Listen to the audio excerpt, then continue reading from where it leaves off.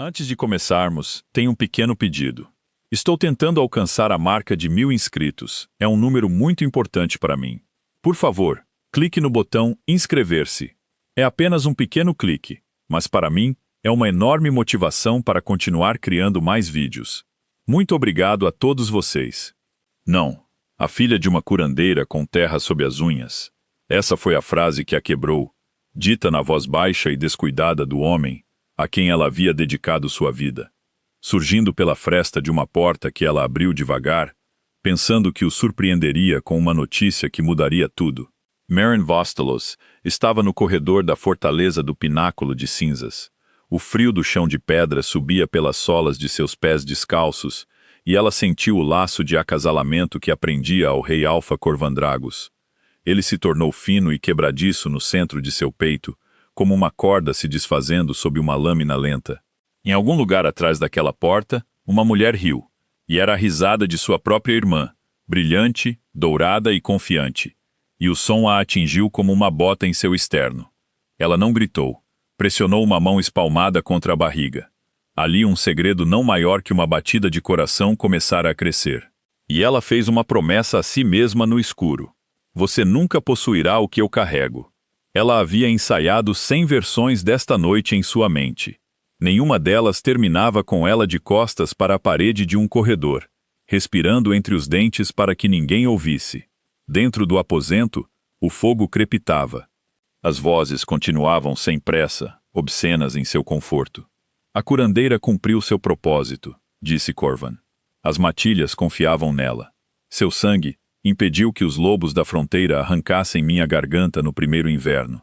Mas uma curandeira da fronteira não pode se sentar à mesa principal quando o Conselho dos 9 se reúne.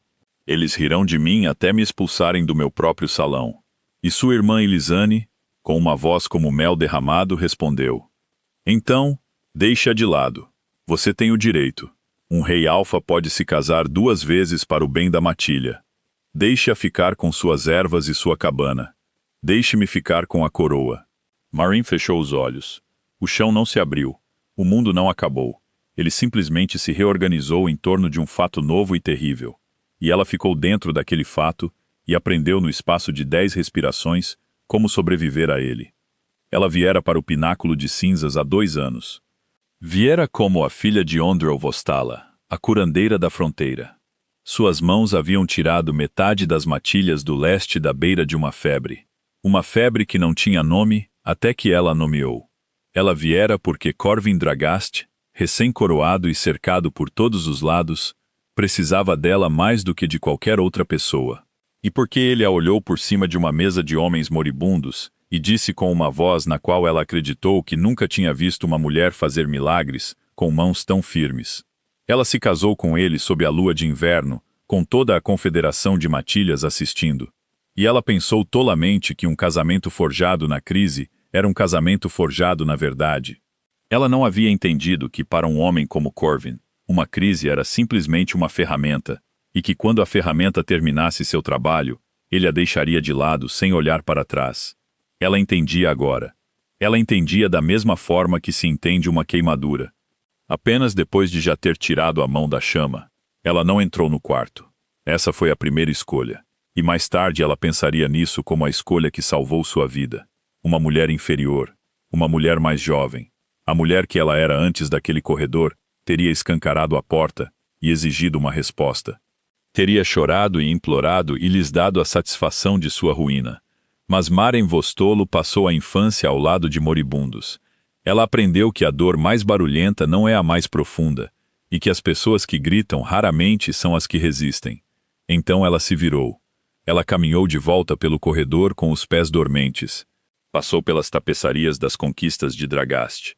Passou pelos grandes candelabros de ferro. Passou pelo guarda adormecido, que não se moveu. E ela foi para o pequeno quarto de pedra que lhe deram na beira da fortaleza. O quarto da curandeira. O quarto que nunca pareceu pertencer a uma rainha. Porque nunca foi destinado a isso. Ela acendeu uma única vela. Sentou-se na beirada da cama estreita e começou, com as mãos que haviam parado de tremer, a planejar. O laço em seu peito doía como um dente estragado. uma pulsação baixa e insistente que batia no ritmo de seu coração. Ela pressionou a palma da mão contra ele e respirou. Ela tinha ouvido os velhos lobos falarem de laços rompidos como um tipo de morte, uma ferida que nunca se fecha completamente. E ela supunha que eles estavam certos, mas ela também sabia de algo que eles não sabiam. Ela sabia que uma ferida podia ser tratada. Ela sabia que a dor podia ser controlada, isolada, separada das partes do corpo que ainda tinham trabalho a fazer. Ela passou a vida ensinando a pessoas assustadas que o que dói não é o que mata. E agora, ela ensinaria isso a si mesma. Ela não morreria disso. Ela nem mesmo mancaria. Ela pegaria a pequena vida, crescendo sob sua mão, e a levaria para algum lugar onde Corbandrig nunca pensaria em procurar, e a criaria para ser tudo o que ele era, pequeno e assustado demais para ser. Ela pensou em seu pai, morto há 3 anos, e na última coisa que ele lhe dissera, com a voz fina como papel: nunca deixe um homem poderoso convencê-la de que seu valor é um presente que ele lhe dá. Ela não havia entendido na época. Ela era jovem e apaixonada pela ideia de ser necessária para um rei. Ela entendia agora à luz de velas, com o laço esfriando em seu peito e a risada de sua irmã ainda ecoando no fundo de seus ouvidos. Se o valor não era de Corban para conceder e não era dele para revogar, sempre fora dela. Ele simplesmente o pegou emprestado e agora ela o pegaria de volta, e o pegaria de volta tão completamente que um dia ele ficaria na frente dela e não reconheceria a forma do que ele jogou fora. Ela apagou a vela. No escuro, ela pressionou ambas as mãos na barriga e sussurrou uma vez, tão baixo que nem as pedras poderiam ter ouvido. Eu tenho você. Eu tenho você. Você já está livre. Então ela se deitou, e pela última vez, sob o teto de Corbandrig, ela se permitiu chorar em silêncio. Chorou até o choro acabar e algo mais duro tomar seu lugar. Quando a primeira luz cinzenta entrou por baixo da porta, Marin Voltal já estava acordada há horas, e ela já havia se tornado alguém novo. Ela se levantou sem acender a vela novamente, pois conhecia cada centímetro do quarto pelo toque, e se vestiu com as roupas de viagem simples que usara quando chegou. A lã grossa e o couro. As botas feitas para trilhas de montanha, e não para pisos de mármore. Ela não vestiu os vestidos que Corvin lhe dera, as sedas da cor de águas profundas, as peles que custaram mais do que seu pai ganhara em uma década salvando vidas. Ela as dobrou e as deixou na cadeira. Uma pequena e deliberada crueldade dirigida a ninguém além de si mesma. Um lembrete de que ela não estava deixando para trás nada que realmente tivesse sido seu. Então, ela tirou o anel do dedo, o anel de acasalamento Drygast, ferro preto com detalhes em prata, pesado como uma algema. Ela o colocou no travesseiro onde sua cabeça havia repousado, exatamente no centro, para que não houvesse dúvida de que ela o deixara de propósito, que ele o encontrasse, que ele entendesse de alguma forma vaga e tardia que ela não fora mandada embora. Ela havia escolhido ir. Ela se moveu pela fortaleza adormecida como uma sombra que aprendera as rotinas da luz.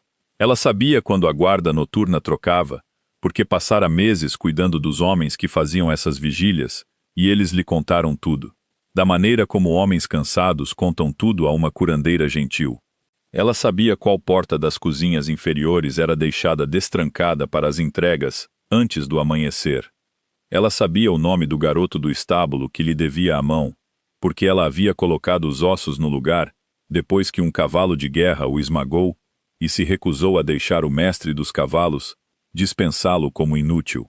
O nome dele era Theodrin, e ele tinha 14 anos de idade e estava esperando por ela na escuridão do estábulo com um cavalo selado e uma expressão no rosto, como a de um garoto prestes a cometer traição pela única pessoa que já fora gentil com ele. Você disse que não contaria a ninguém, ela sussurrou. E ele assentiu com tanta força que seu corpo inteiro tremeu. Ela segurou seu ombro com firmeza uma vez e disse: então você nunca me viu, entendeu? Você dormiu a noite toda, ele entendeu. Ele era uma criança da fronteira como ela. Ele entendia a lealdade de uma forma que os nobres nunca entenderiam, como algo que se paga com silêncio e risco, e nunca mais se fala a respeito. Mas ela não viera ao estábulo para pegar um cavalo pelo qual ficaria devendo a um rei. Ela viera buscar o que escondera ali 11 meses atrás, na primeira semana em que começou a suspeitar que seu casamento não era o que ela acreditava. Atrás de uma pedra solta na parede da última baia, onde nenhum cavalarço se dava ao trabalho de varrer, ela construíra para si uma porta de saída, uma saída de uma vida que ainda não admitira ser uma armadilha. Ela soltou a pedra com os dedos e tirou um embrulho de oleado, e dentro dele estava tudo o que ela silenciosamente guardara ao longo de 2 anos, sendo subestimada. Havia as pedras preciosas, que recebera como tributo das gratas matilhas das terras distantes. Joias que uma rainha deveria entregar ao tesouro e nunca o fez, porque alguma parte animal profunda dela soube que deveria guardá-las. Havia cartas de apresentação seladas com as marcas de mestres de guildas e senhores de rios, em 3 cidades distantes. Eles deviam ao curandeiro Vostolo dívidas de sangue que nunca haviam pago. E havia um mapa macio nas dobras, marcado com um único destino ao sul. Uma cidade livre na costa chamada Haromeir, onde nenhum alfa governava e uma mulher com habilidade e dinheiro poderia desaparecer em uma vida inteiramente sua. Ela construíra essa porta no escuro e não contara a ninguém, nem a si mesma, que a estava construindo. E agora ela passava por ela. Ela não pegou o cavalo de Theodrin, deixou-o selado e disse-lhe para passear com ele pelo pátio ao amanhecer, como se o estivesse exercitando, para que ninguém conectasse sua prontidão à sua fuga. E ela viu o alívio em seu jovem rosto e algo mais por baixo. Uma dor que um garoto daquela idade não deveria carregar. "Você vai voltar?" ele perguntou. E ela o olhou por um longo momento. Esta criança que arriscara tudo por uma mulher que não podia mais protegê-lo. E ela disse a única coisa verdadeira que lhe restava para dar. "Não como sou agora", disse ela. "Mas se eu voltar, Theodrin, você não precisará perguntar se é seguro ter esperança. Você saberá." Então ela puxou o capuz de sua capa sobre o cabelo e saiu pela porta destrancada da cozinha para a escuridão cinzenta que se erguia. E ela saiu da fortaleza do pináculo de cinzas com seus próprios pés, carregando tudo o que realmente possuía em um embrulho de oleado e um segredo sobre suas costelas.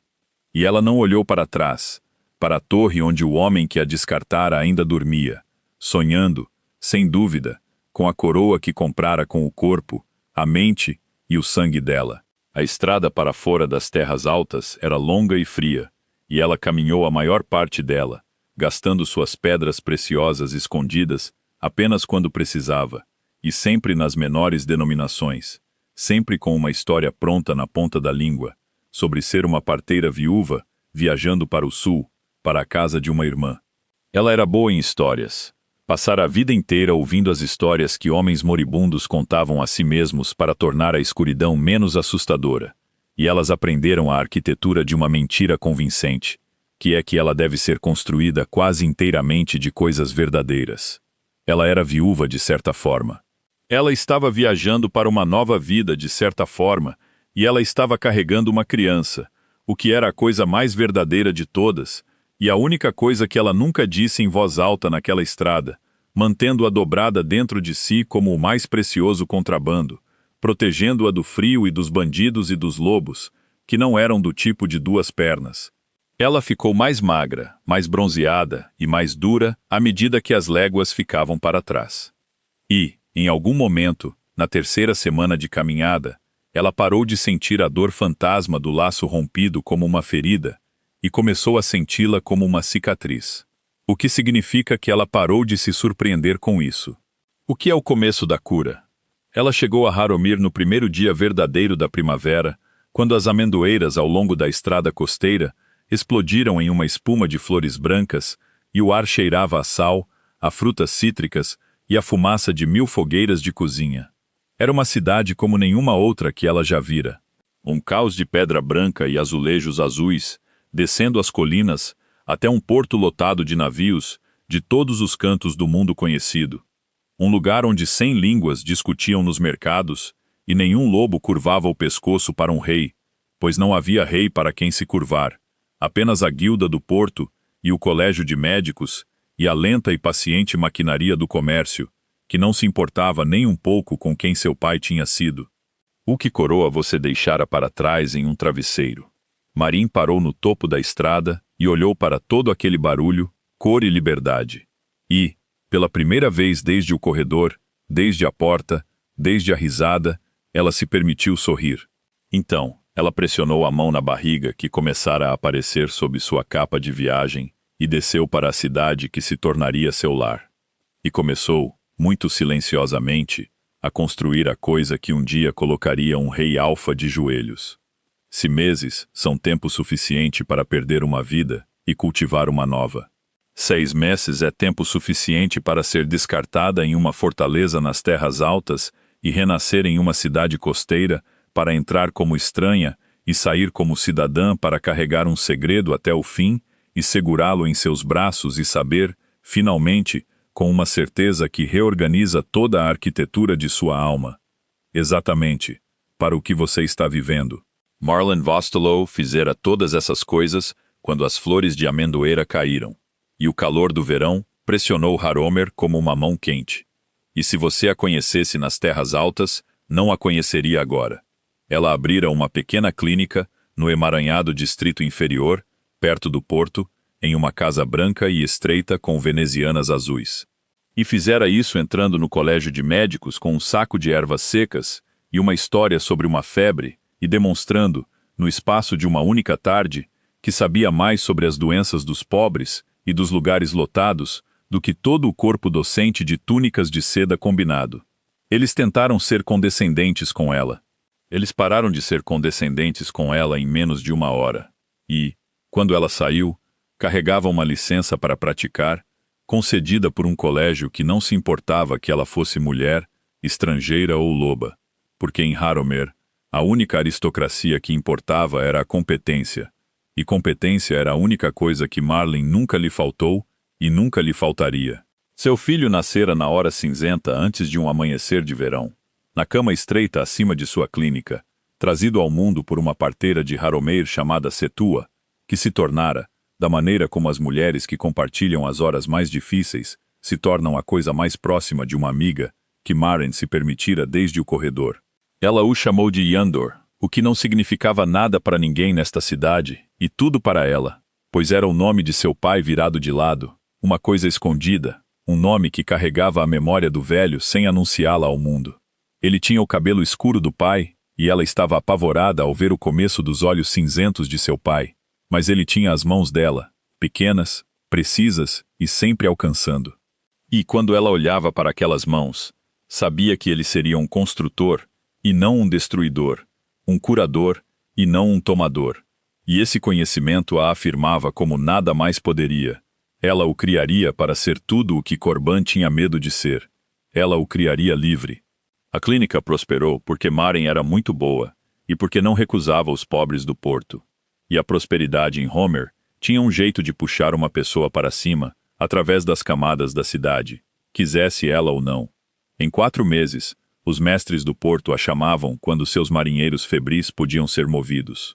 E em 5, o colégio de médicos a convidou, com uma rigidez que lhe dizia o quanto lhes custava, para palestrar a seus alunos sobre o tratamento das doenças de multidões que ela entendia melhor do que ninguém vivo. E foi através do colégio que ela conheceu Davna Corregal, o que mudou a forma de tudo o que estava por vir. Davna era uma agente comercial do Pacto do Sul, uma mulher talvez 10 anos mais velha que Maren, de olhar aguçado e humor seco, e totalmente desinteressada no pedigree de qualquer pessoa. Ela viera ao colégio em busca de um médico disposto a viajar com uma frota e manter uma tripulação viva durante as longas travessias do sul. Ela entrevistara uma dúzia de homens de túnicas de seda e os achara todos inadequados.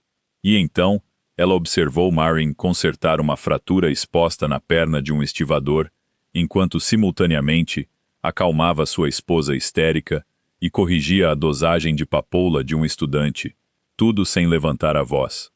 E Davina disse, em seu sotaque arrastado de comerciante, "Não sei quem te ensinou, mas deveriam ter cobrado o mundo por isso. Venha trabalhar para o pacto. Eu te pagarei o que você vale, o que suspeito que ninguém nunca fez." Foi a primeira vez em anos que alguém falou com Maren como se seu valor fosse um fato objetivo, em vez de um favor sendo estendido. E algo em seu peito que estava apertado desde o corredor Se afrouxou um pouco, apenas o suficiente. Ela não caiu na amizade de Davna como uma mulher se afogando cai em uma corrente. Ela era muito cuidadosa agora, muito marcada para cair em qualquer coisa. Mas ela deixou a mulher mais velha entrar, um passo cauteloso de cada vez, e aprendeu que Davina Corregal também fora atraída uma vez, há muito tempo, por um marido que tentara ceder sua parte de uma casa comercial enquanto ela estava no mar, e que Davina voltara para casa e encontrara os papéis na mesa, e passara a década seguinte, metodicamente, legalmente, ruinosamente, desmantelando tudo o que o homem possuía, até que ele não tivesse nada além da memória do que tentara roubar. Eu nunca levantei a mão para ele, disse Davna uma noite no telhado plano da clínica. Com as luzes do porto espalhadas abaixo delas como estrelas caídas, eu nunca nem levantei a voz. Eu apenas me tornei impossível de sobreviver sem. E então, eu sobrevivi sem ele. Essa é a única vingança que vale a pena, curandeira. Você não queima a casa deles. Você compra o terreno em que ela está. Marin ouviu isso e guardou, pois ela era uma mulher que guardava as coisas, e porque uma parte dela começara, na segurança de Haromer, a pensar novamente nas terras altas, não com a dor crua das primeiras semanas, mas com uma curiosidade fria e paciente, da maneira como um médico poderia voltar para estudar uma doença que quase a matou. Ela começara a coletar notícias. Haromer era uma cidade portuária, e cidades portuárias bebem rumores como o deserto bebe chuva. E se você soubesse quais tavernas os comerciantes do norte frequentavam e estivesse disposto a pagar uma ou duas rodadas, poderia aprender muito sobre o estado das matilhas das terras. O que ela aprendeu fez a curiosidade fria se aguçar em algo com um fio. A confederação que Corban Drigest gastara seu sangue e sua reputação para construir estava se desfazendo. As matilhas da fronteira, as mesmas que seu pai salvara e seu casamento ligara ao trono, tornaram-se inquietas sob sua nova rainha. Ilisan Vostrolu, ao que parecia, tinha talento para gastar, e nenhum talento para a diplomacia paciente que mantivera as matilhas briguentas unidas. E pior, ela começara a sussurrar veneno no ouvido do rei Alfa sobre os lobos da fronteira, chamando-os de primitivos e arruaceiros, insistindo para que seus impostos fossem aumentados e seus líderes substituídos por homens das terras baixas, leais à coroa. As velhas alianças que sua cura comprara estavam azedando em ressentimento, e não havia mais ninguém na mesa principal que se lembrasse do gosto da febre, que uma vez quase terminara a guerra. Ninguém para dizer ao rei que os lobos da fronteira não eram um problema a ser resolvido, mas a própria fundação sobre a qual seu trono se apoiava. Meryn ouviu tudo isso da maneira como se ouve uma tempestade que você previu se aproximando do mar, com satisfação sombria e nenhuma surpresa. Ela sabia, parada naquele corredor, que Corban Drigst trocara a única conselheira que entendia o que ele mais precisava para sobreviver. E agora, ela assistia a 1000 léguas de distância, enquanto as consequências se desenrolavam com a lenta inevitabilidade de uma física que ela entendera antes que ele pudesse.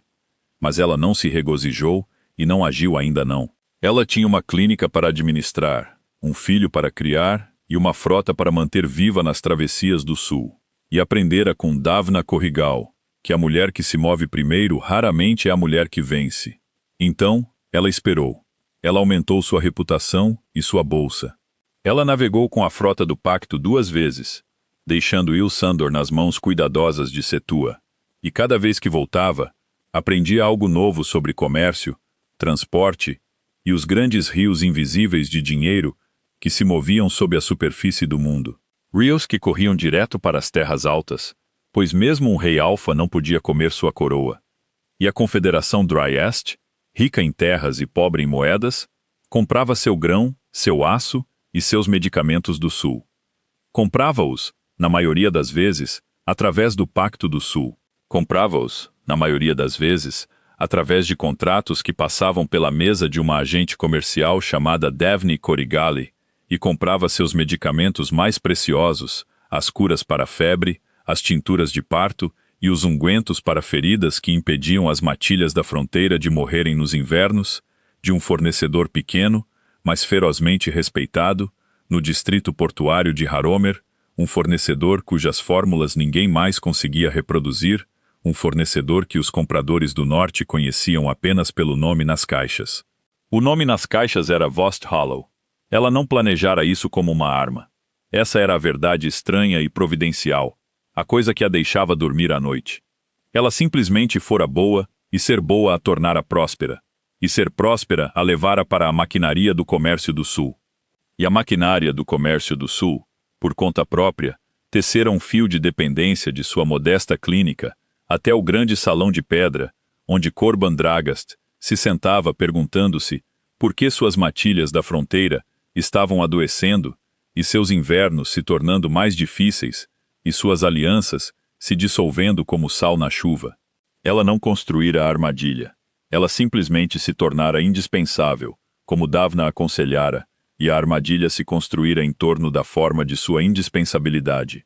Quando ela finalmente entendeu isso, parada em seu depósito de pedra fria, com um manifesto na mão e os destinos de envio do norte escritos na caligrafia arrumada de um escrivão, ela riu uma vez, um som curto, seco e sem humor, e pensou na voz de seu pai no escuro.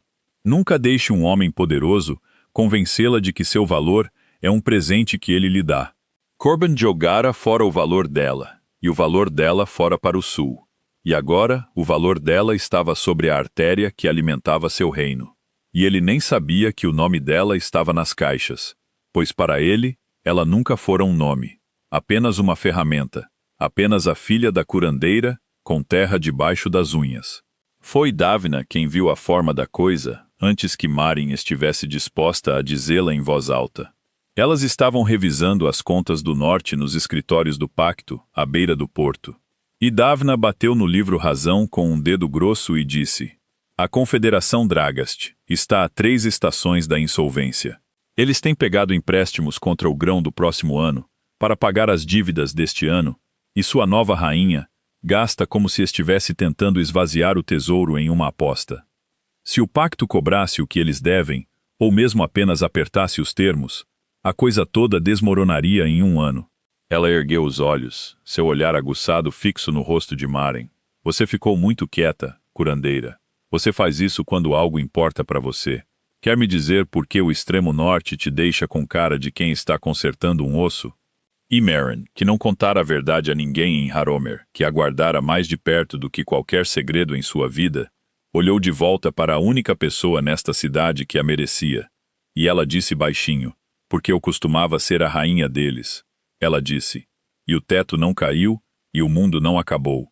Ele simplesmente se reorganizou mais uma vez em torno de um fato que finalmente foi dito. E Davna Corregal recostou-se na cadeira, soltou um longo e lento suspiro e disse, bem, isso muda a aritmética consideravelmente. Ela contou tudo então na voz monótona e sem pressa que usava para os piores casos. O corredor, a porta e a risada. O anel no travesseiro, o garoto no estábulo, a longa estrada para o sul. Ela contou sobre o rosto de Davna, que raramente se movia, moveu-se então suavizando nas bordas, porque ela finalmente entendeu por que Maren guardava a criança como uma joia atrás de um vidro. Ele virá pelo garoto, disse Davna. Não, agora ele não sabe. Mas um rei alfa com um reino em falência e sem herdeiro e os sussurros já começando que sua bela nova rainha não lhe deu nada além de dívidas e alianças mortas. Esse homem eventualmente calculará o custo do que jogou fora, e quando o fizer, e quando souber que havia um herdeiro, ele moverá montanhas para colocar as mãos nele. Você entende isso? Você entendeu isso desde o estábulo. Marinu. Ela entendera isso desde antes do estábulo, desde o corredor, desde o momento em que sua palma pressionou sua barriga e ela fizera uma promessa a seu filho no escuro. Este era o acerto de contas que ela sempre soube que estava por vir. A única questão que sempre importou era se ela o enfrentaria como uma suplicante ou como um poder. E ela passara meses e cada grama de sua considerável vontade garantindo a resposta. O acerto de contas veio, como essas coisas acontecem, disfarçado de algo comum. Veio na forma de uma delegação. A Confederação Drygast, sufocada por suas dívidas e desesperada para renegociar os termos de suas linhas de vida do Sul, enviou um emissário a Haromer para suplicar ao Pacto do Sul e garantir, acima de tudo, um suprimento estável dos medicamentos da fronteira, que impediam suas matilhas inquietas de uma revolta aberta. Era uma medida de quão baixo o reino havia caído, que eles não enviaram um mero secretário, mas uma grande personagem. Um homem que uma vez esteve à direita do rei Alfa, despachado para o sul para se humilhar diante de mercadores, porque não havia mais ninguém com posição para salvá-los. Meryn soube que a delegação estava chegando semanas antes de chegar, porque Davina sabia de tudo que se movia pelo porto, e ela teve tempo para se preparar. Tempo para sentir a dor do velho laço rompido inflamar e se acalmar. Tempo para olhar seu filho dormindo em seu berço, com suas mãos pequenas e precisas enroladas contra o linho, e para renovar silenciosamente a promessa que fizera no escuro.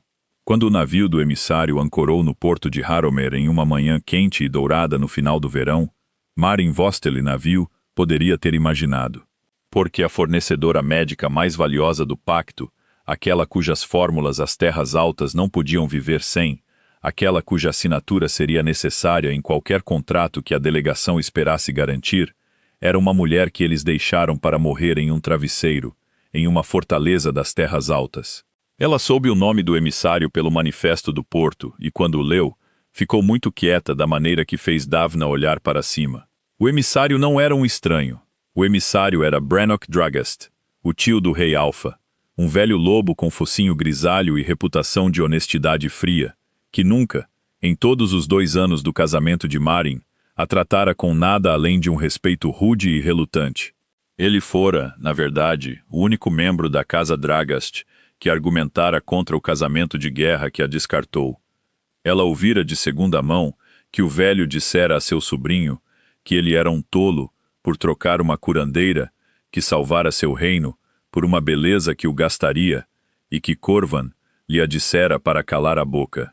Branhock era testemunha leal, embora Maren não conhecesse essa frase e não a usaria, e sua presença mudou a forma do que estava por vir de maneiras que ela ainda não podia ver.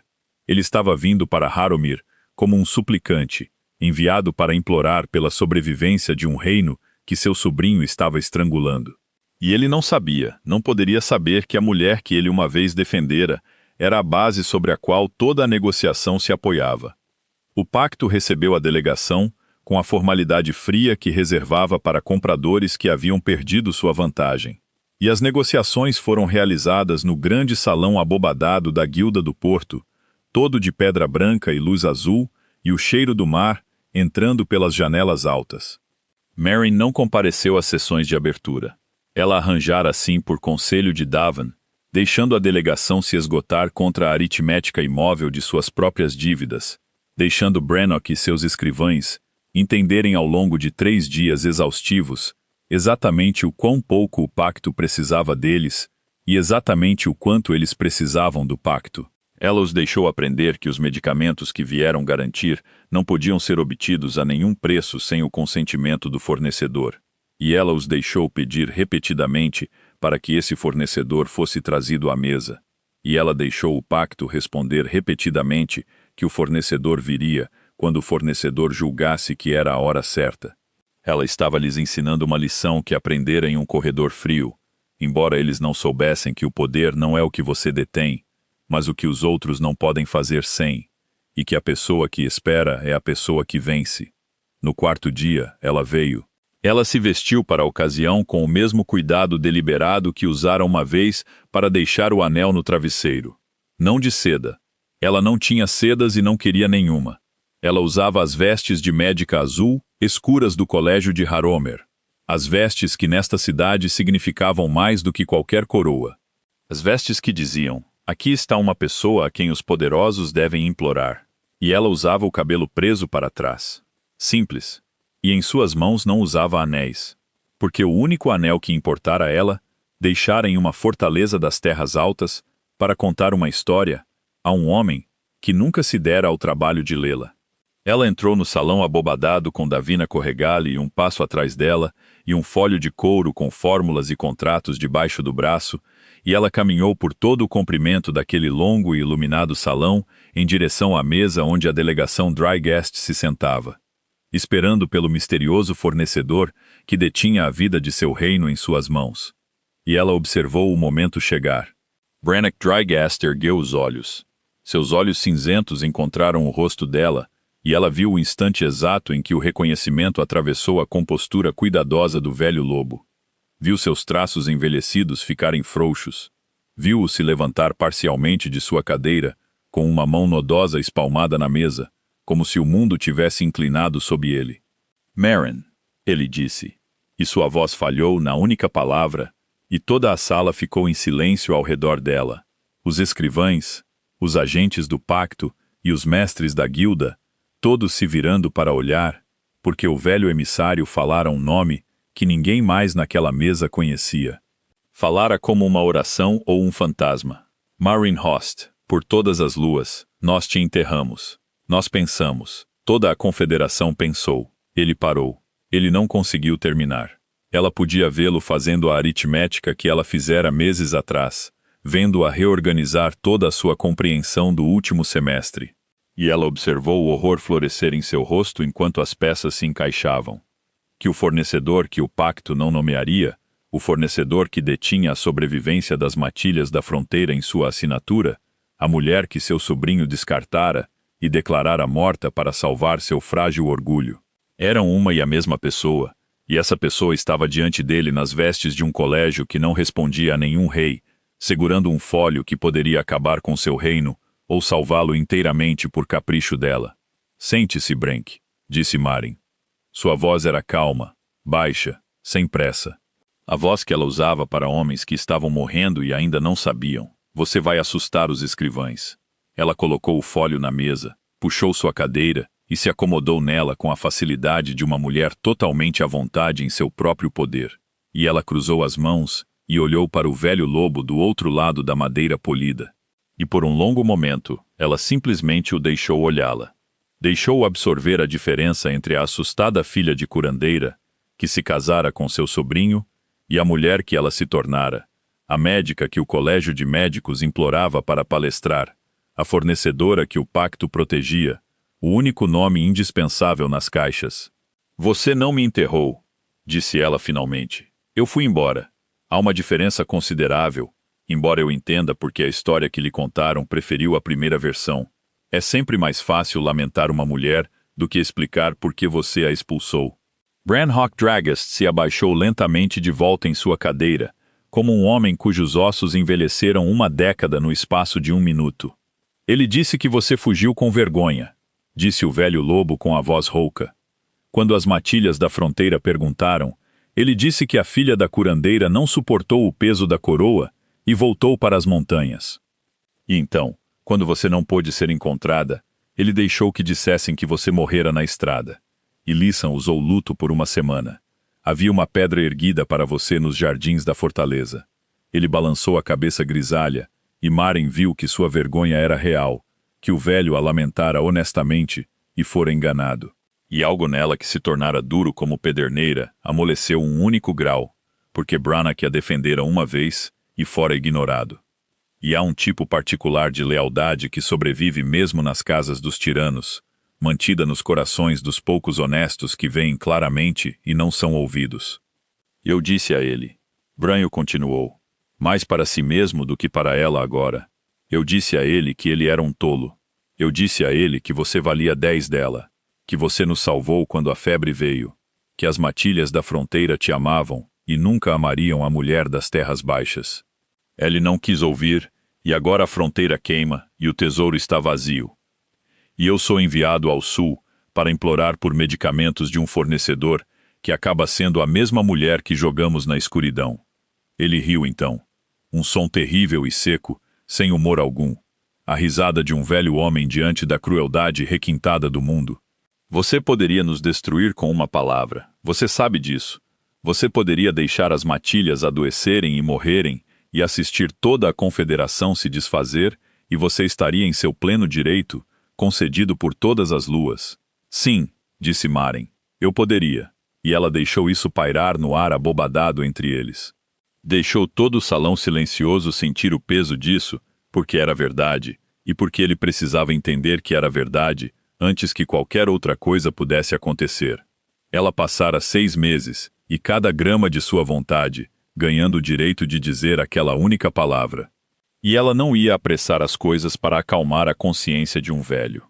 Ela o deixou sentar com o conhecimento de que a arrogância de seu sobrinho colocara a sobrevivência de um reino inteiro nas mãos descartadas da mulher que a arrogância jogara fora. E ela o observou entender isso completamente. Observou o último resquício do velho e confiante emissário se esvair dele. E somente quando não havia nada em seu rosto, além de uma honesta e arruinada humildade, ela continuou. Mas eu não vou, disse ela. Não porque seu sobrinho mereça misericórdia. Ele não merece, mas porque as matilhas da fronteira merecem viver. E meu pai passou a vida mantendo-as vivas. E eu não vou cuspir em seu túmulo para irritar um homem pequeno em uma torre de pedra. Os medicamentos continuarão, mas continuarão em meus termos, Brank. Inteiramente em meus termos. E o primeiro dos meus termos é este. Seu sobrinho virá a Haromeir pessoalmente. Não uma delegação, não um tio enviado para se humilhar em seu lugar. O próprio rei Alfa cruzará o mar e ficará onde você está, e me pedirá com sua própria boca, pela coisa sem a qual ele não pode sobreviver. Ela sorriu. E não era um sorriso caloroso. E não era um sorriso cruel. Era o sorriso de uma médica que, finalmente, após longo trabalho, conseguiu colocar uma doença fatal exatamente onde queria. E quando ele o fizer, disse ela, teremos uma conversa sobre tudo o que ele me deve. O velho lobo a encarou e lentamente, algo que era quase admiração, surgiu em seu rosto arruinado. Ele nunca virá, disse Brank. O orgulho dele perderá para a fome dele, disse Maren. Sempre perde. Essa é a única coisa que aprendi sobre seu sobrinho, que ele nunca aprendeu sobre si mesmo. Ela se levantou, pegando seu fólio, e Davna Corregal se colocou suavemente ao seu lado. E juntas as duas mulheres se viraram para deixar o grande e iluminado salão, onde o destino de um reino agora dependia do capricho de uma mulher que ele descartara. Mas na porta, Merin parou e olhou para trás, para o velho emissário sentado sozinho em meio a seus escrivães silenciosos. E ela disse uma última coisa em voz baixa, algo destinado apenas a ele. Você me defendeu uma vez, Brannock, quando ninguém mais naquela fortaleza o faria. E eu não esqueci. Aconteça o que acontecer, você não tem nada a temer de mim. Mas você deve saber que quando seu rei chegar, ele vai aprender algo que mudará a forma de toda a sua vida. E estou lhe dizendo agora, para que você possa decidir, antes que aconteça, de que lado quer estar. Então ela saiu para a luz quente e dourada do porto, e, atrás dela, a maquinaria que ela construíra, sem nunca ter a intenção, finalmente começou a se fechar. Ela não dormiu bem nos dias que se seguiram, e não era o medo que a mantinha acordada, mas a estranha vertigem de ver um futuro há muito planejado finalmente chegar. Todas as noites, ela subia ao telhado plano de sua clínica e olhava para o norte, através da água escura, e pensava na mensagem que o navio mais rápido de Brannock estava agora mesmo levando pela costa e para as terras altas. A mensagem que cairia na mesa de Corvan Tregast como uma pedra através de uma janela, que o fornecedor, que detinha a sobrevivência de seu reino, exigia que ele viesse pessoalmente, e que o nome do fornecedor era Vóstolo.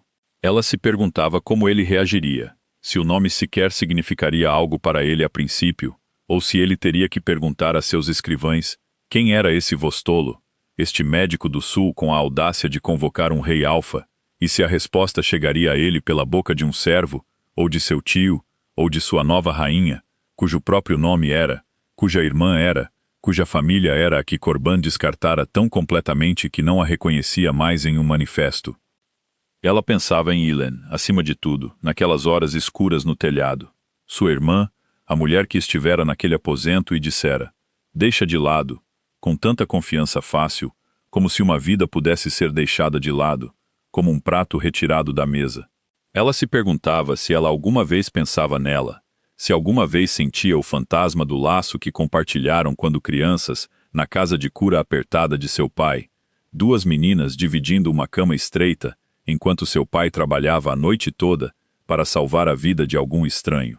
Ela se perguntava se sua irmã a amara de verdade, ou se a coroa fora simplesmente algo que Illicin queria mais do que jamais quisera uma irmã. E ela descobriu, examinando a ferida da maneira como um médico examina uma velha cicatriz, que a resposta não tinha mais o poder de fazê-la sangrar. A resposta veio mais rápido do que Davna previra. Brannock julgara seu sobrinho corretamente, ou talvez Merrin o tivesse, porque em 3 semanas um segundo navio ancorou no porto de Harome, e este não ostentava cores de mercadores, mas o preto e prata da Confederação Drygast. E a notícia correu pelo distrito portuário, pelo colégio e pelos salões da guilda como fogo em grama de verão. O próprio rei Alfa viera. Ele viera com uma pequena comitiva, e nenhuma da pompa com que um rei viaja quando viaja como rei, porque ele não viera como rei, ele viera como um suplicante, exatamente como Marin exigira. E o fato de ele ter vindo lhes dizia tudo o que ela precisava saber sobre o quão desesperadas as terras altas haviam se tornado. Seu orgulho perdera para sua fome, sempre perdia. Ela o fez esperar. Claro que o fez esperar. Ela aprendera a paciência em um corredor e a refinara em uma arma em Harromer. E não ia desperdiçá-la agora que todo o longo jogo se resumia a seus movimentos finais. Ela deixou Corban Dust sentar nos aposentos de hóspedes que a guilda do porto lhe fornecera a contragosto por 3 dias inteiros, enquanto os agentes do pacto resolviam os preliminares com seus escrivães. E ela continuou seu trabalho na clínica como se nenhum rei tivesse cruzado o mar para implorar seu favor, consertando ossos, lancetando febres e segurando as mãos dos pobres moribundos do porto, porque era isso que ela era, e era esse o trabalho que a fizera, e ela não faria uma performance de angústia para um homem que nunca a merecera. Mas na 3ª noite, ela estava novamente em seu telhado, e olhou para o norte. E então olhou para baixo, para o porto, onde seu navio negro estava ancorado, e se permitiu sentir, por uma hora medida, todo o peso de tudo o que a trouxera até ali. Então ela entrou e olhou para seu filho dormindo em seu berço, para suas mãos pequenas e precisas, o cabelo escuro e os olhos cinzentos que eram de seu pai, e o gesto de alcançar que era todo dela. E ela tomou sua decisão sobre a coisa que dissera a Brannock, que mudaria a forma da vida de Corvan.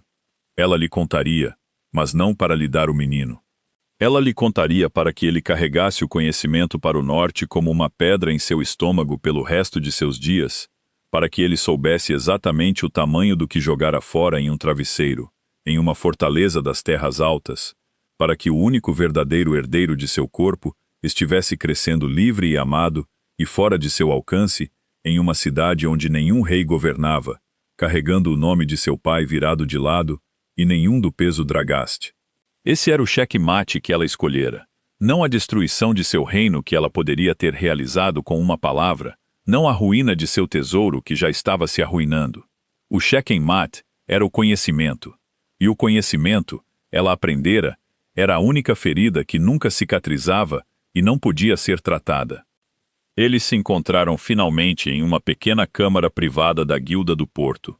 Não no grande salão abobadado desta vez, mas em uma sala fechada com uma única janela com vista para a água, porque o que estava prestes a acontecer entre eles não era uma questão de estado.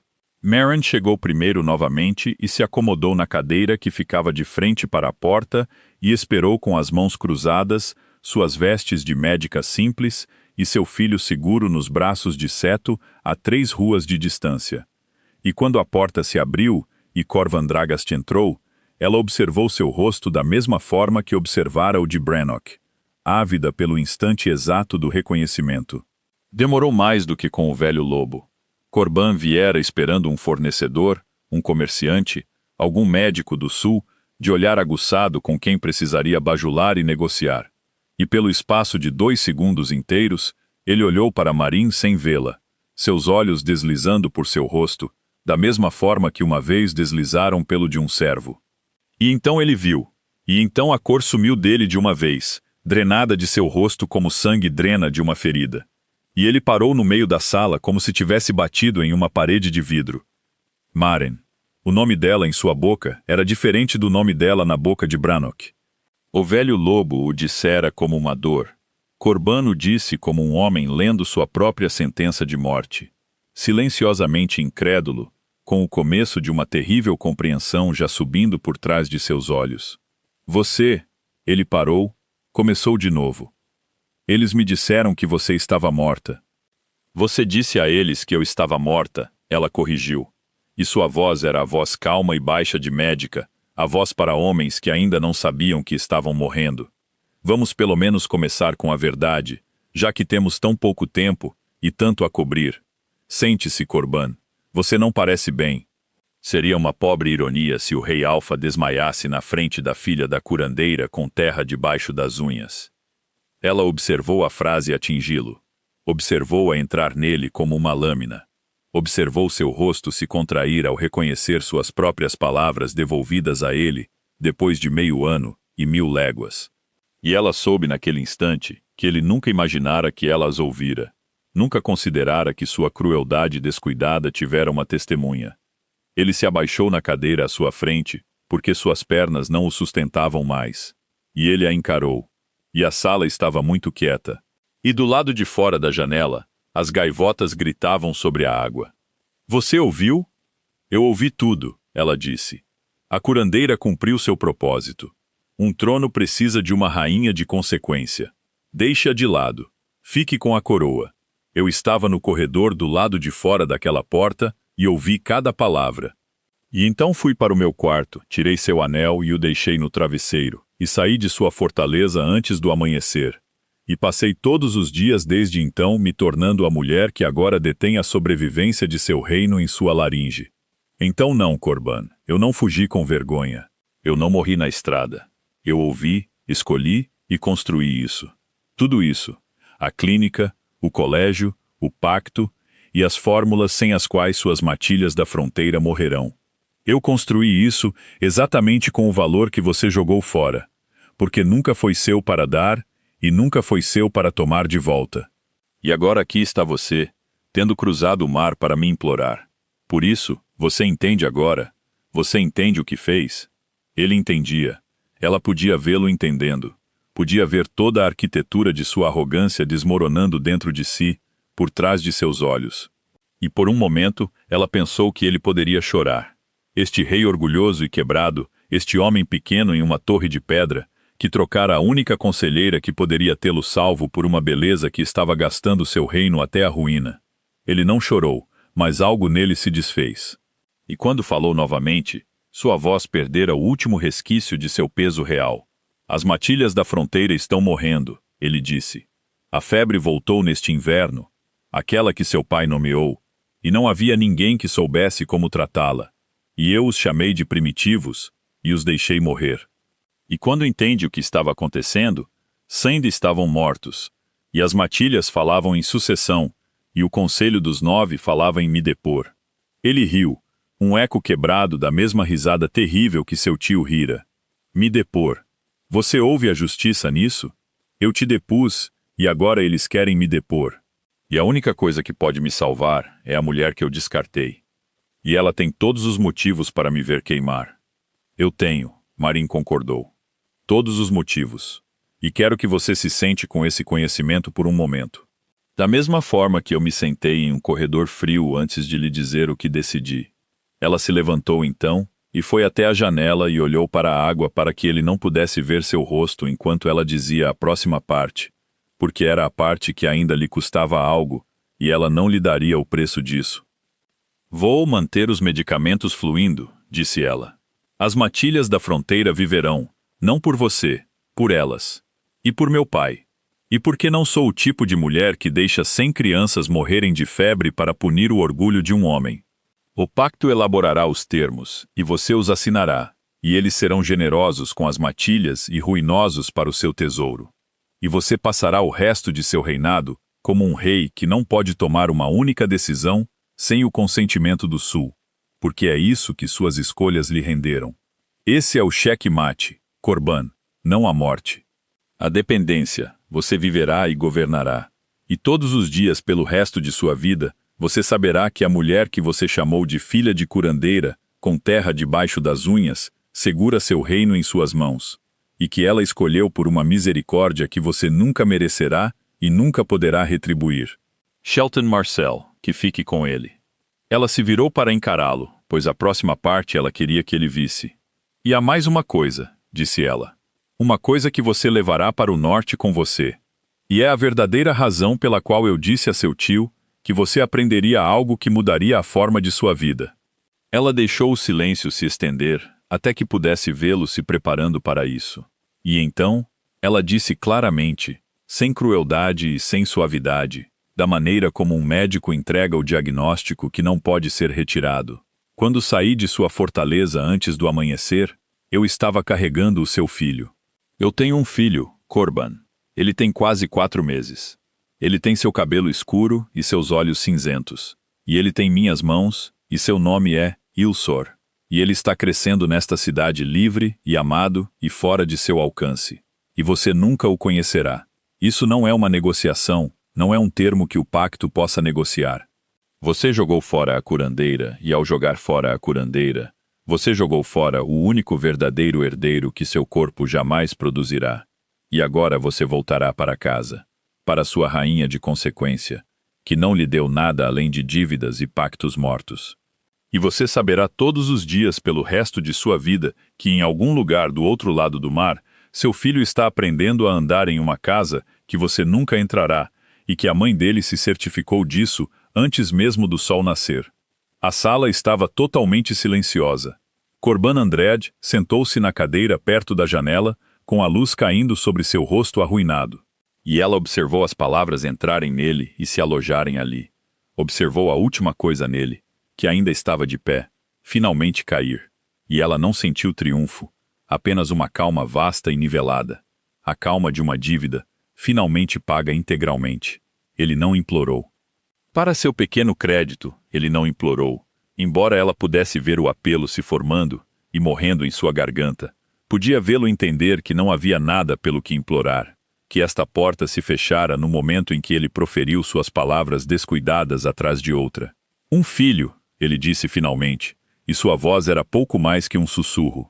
Eu tenho um filho, você não tem nada, disse Maren. E não foi cruel, porque era simplesmente verdade. Você tinha tudo.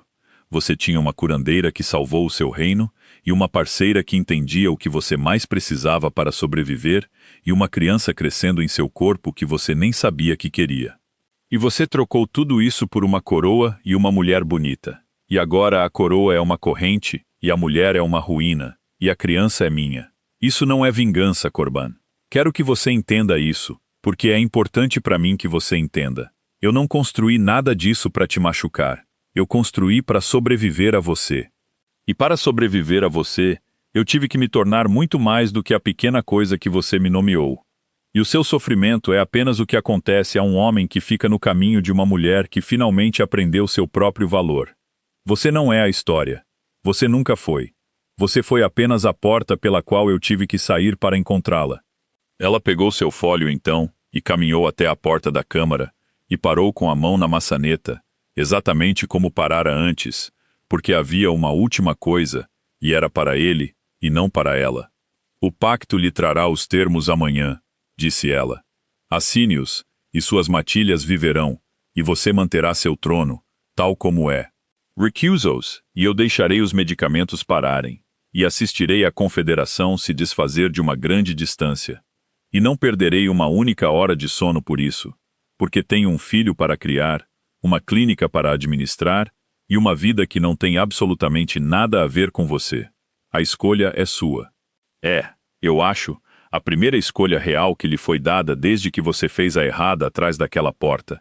E então, ela abriu a maçaneta e saiu para o corredor da guilda do porto.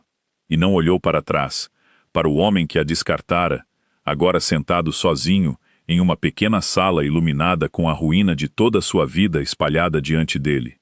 E ela sentiu o laço rompido em seu peito dar um último pulso fraco e então finalmente silenciar, curado em uma cicatriz que ela carregaria para sempre e nunca mais confundiria com uma ferida. Ele assinou os termos. Claro que os assinou. Seu orgulho já perdera para sua fome uma vez e perdeu novamente como sempre perderia. Os agentes do pacto relataram que ele assinou sem um único argumento, que ele sentou durante toda a leitura das condições ruinosas, em um silêncio que enervou até mesmo Davna, e que quando terminou, ele fez apenas uma pergunta: se ele poderia ter permissão para ver a criança antes de navegar para o norte, e que a resposta entregue por Davna Corrigal em seu sotaque mais monótono de comerciante, foi uma única palavra. Não. Ele partiu na maré da manhã 2 dias depois, e Brannock Dragast não navegou com ele. O velho lobo veio em vez disso à clínica de Marin, no distrito portuário, sozinho, e ele parou na porta daquela casa branca e estreita com venezianas azuis e perguntou, com a humildade de um homem que escolhera seu lado, se um velho tolo que a defendera uma vez poderia ter permissão para ficar no sul e ser de alguma pequena utilidade para a mulher que agora detinha o destino de sua família. E Marlin, que não esquecia suas dívidas, mais do que esquecia suas feridas, disse-lhe que ele poderia ficar. Obrigado por ouvirem até o final deste vídeo. Eu realmente valorizo cada momento que vocês passaram aqui comigo. Neste momento, estamos a caminho de alcançar o primeiro marco, 1000 inscritos. Se as histórias que conto tocaram vocês pelo menos um pouco, por favor apoiem-me clicando no botão inscrever-se. Cada inscrição de vocês é uma enorme motivação para eu continuar a escrever e trazer mais histórias valiosas. Vejo-vos no próximo vídeo.